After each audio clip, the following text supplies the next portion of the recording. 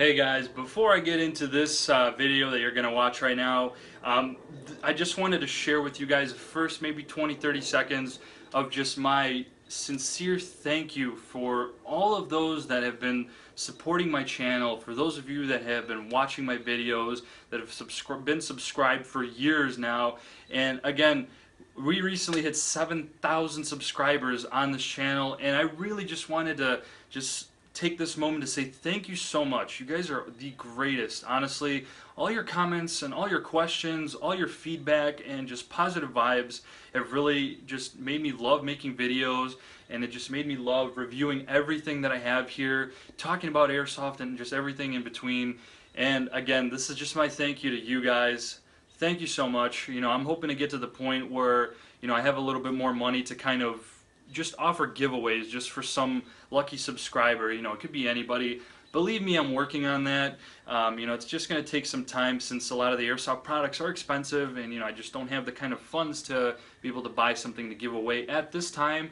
But again, I am working on this, and I really want you guys to know that there will be some fun little raffles I'll be doing at one point. Again, just to kind of be, just engaging on the channel a little bit. But again, thank you guys, and here's the video. Hello everyone, welcome to today's video. As you guys can see right in front of me today is the very unique and very cool looking Glock pistol. Now when I say unique, the reason why this is so unique is because this is the double barrel edition of the G18C.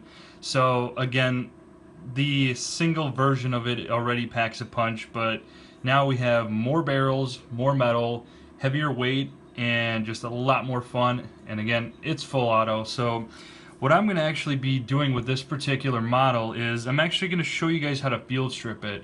So it's not much different from the traditional Glock, but again, being the uniqueness of the pistol, I will just show you guys in this video today with how to do so for any cleaning or repairs.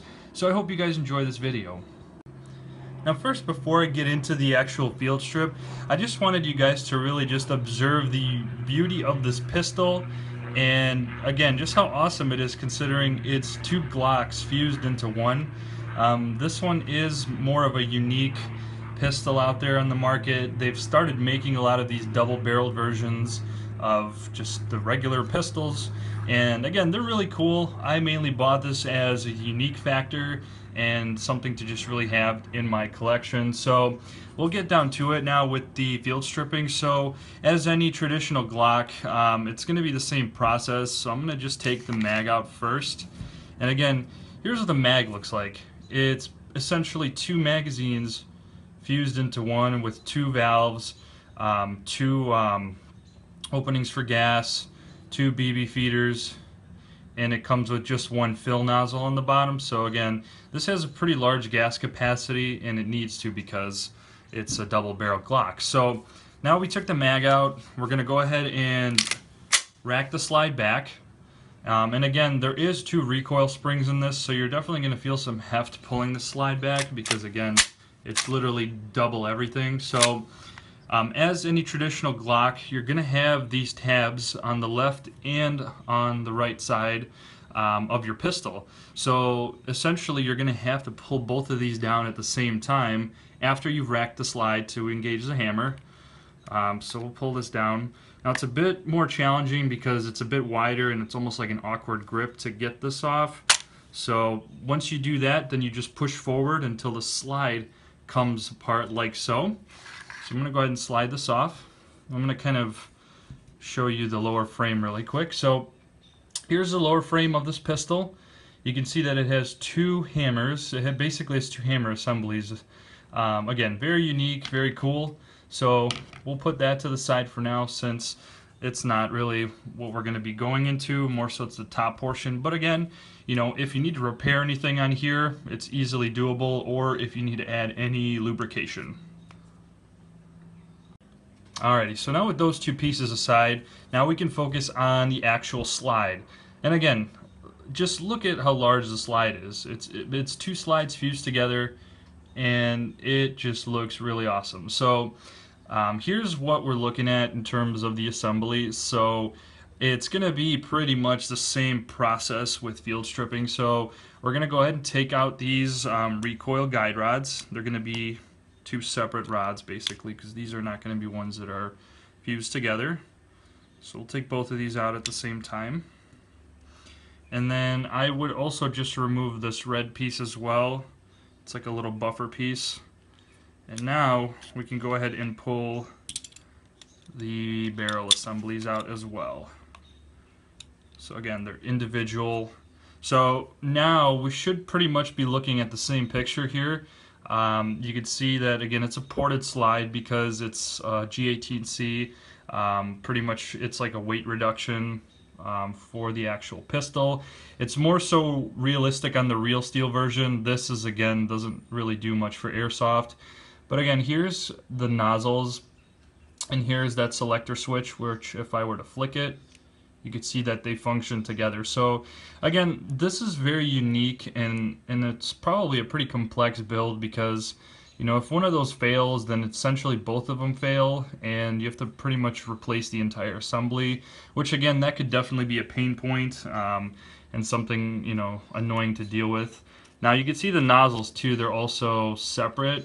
So the good thing is if you have one nozzle that fails, chances are the other one might still function.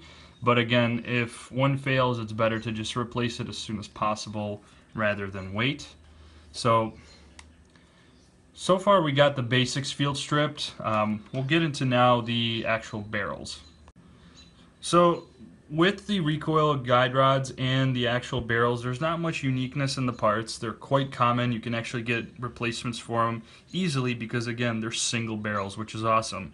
However, for this piece, it is going to be a lot harder to find because this is actually considered to be one piece, and it's again like that little plastic buffer in the front of the slide for these recoil guide rods.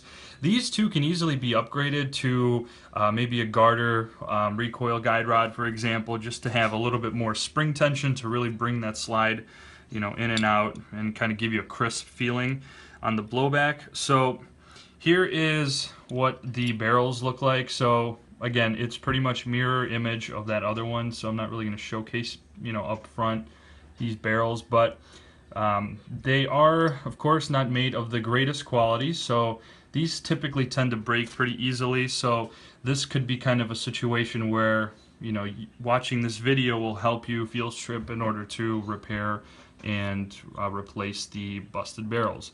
So they're going to come in two sections like this. The outer barrel, which this is the piece that technically cracks and breaks right along the top here, and then here is the actual inner barrel. So again, you can easily replace the inner barrel with maybe like a tight bore, for example, or maybe you could even update the hop-up housing, the buckings in there. Again, you have the ability to do so. With Wii guns, they're very customizable. A lot of the TM parts will fit on them. Some might not fit 100%, but there are some that are compatible. But again, you can kind of see the metal inside. It's very cheap quality. And again, that's why these can definitely fail over time. So again, it's very beneficial that these come one by one because it's very easy to change out and replace.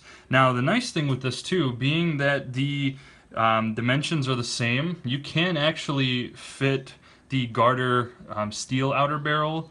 You can actually take two of them and put them in this gun, which in the future I do plan on doing that.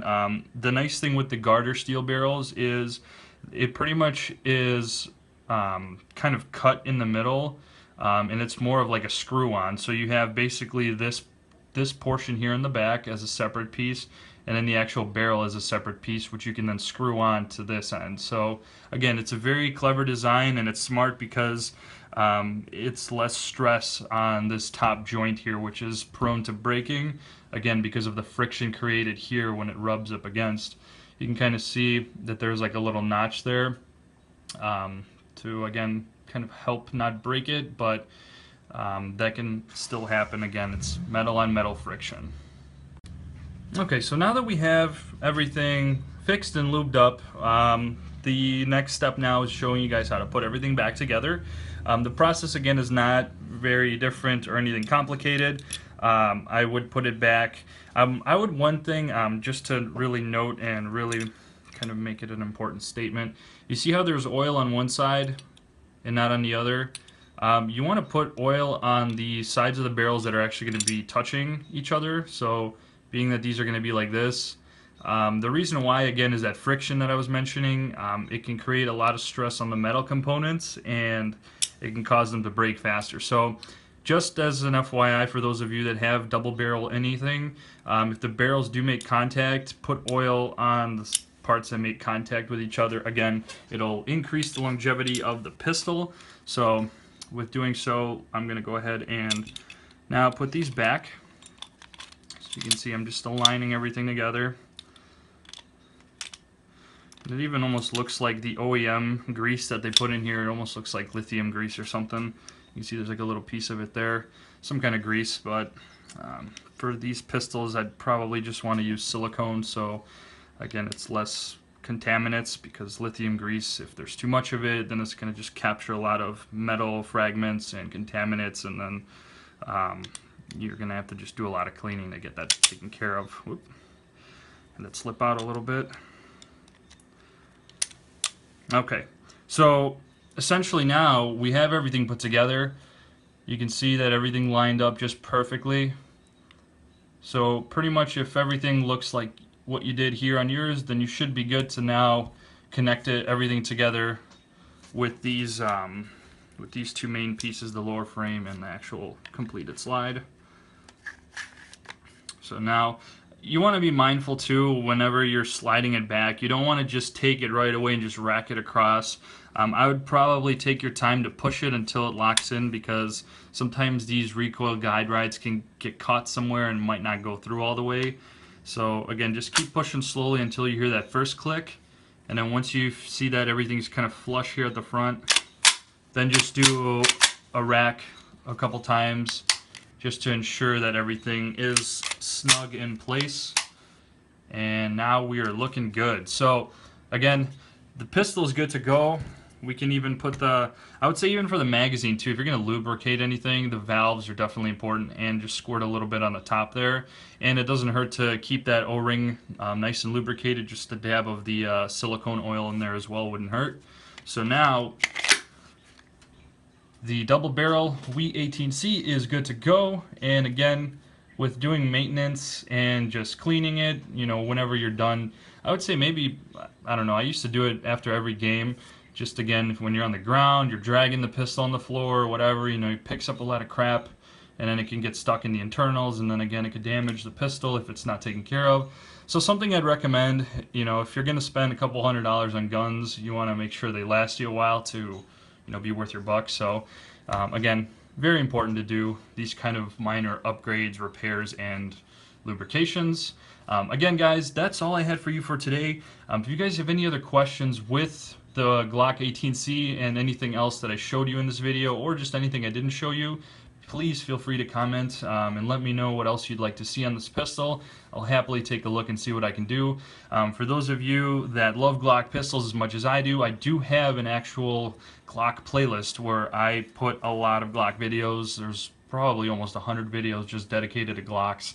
So I've definitely checked that out. But again, thanks so much for watching, guys. Subscribe if you like this type of airsoft content. There's always more to come. And again, thank you, and have an awesome day.